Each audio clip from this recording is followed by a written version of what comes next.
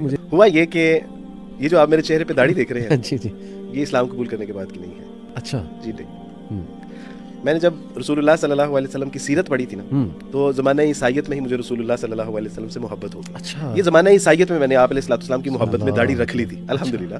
اور میں نے امریز اسلام تو پھر میرا دل ہوتا تھا کہ نبی علیہ السلام کیسے چلتے تھے, آپ کیسے اٹھتے تھے, آپ کیسے بیٹھتے تھے, آپ کیسے کھاتے تھے.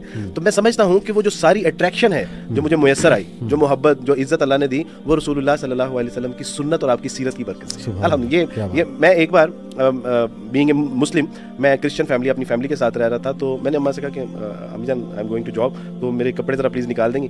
تو میری امی کو پتا تھا کہ یہ کبھی آفس جاتے ہوئے شلوار قمیض نہیں پہنتا. تو میری اماں نے وہ شلوار قمیض نکالی تو میں نے کہا اماں شلوار قمیض کیوں, پینٹ شرٹ کیوں نہیں. اماں نے کہا کہ بیٹا آج جمعہ ہے. اللہ اللہ. She was Christian.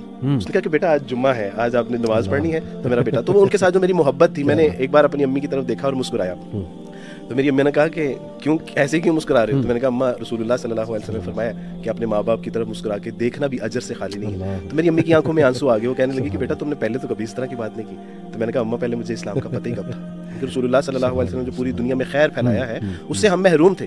ہم تو ان سے جو ہے وہ کینہ اور بغض رکھتے تھے. اللہ سبحانہ و تعالیٰ نے جب سے محمد صلی اللہ علیہ وسلم کی محبت دل میں پیدا کی ہے, وہ محبت جو ہے وہ میرے قلب و جوارے میں جب نمایاں ہوئی تو پھر اللہ سبحانہ و تعالیٰ نے آپ کی محبت کا مستحق کر دیا. ابھی تو یہ الحمدللہ ایک چیز تھی. آپ صرف پڑھ کے ہی محبت ہو گئی, وہ لوگ جنہوں نے دیکھا ہوا رسول اللہ کی کیا کیفیت ہوتی ہے. اللہ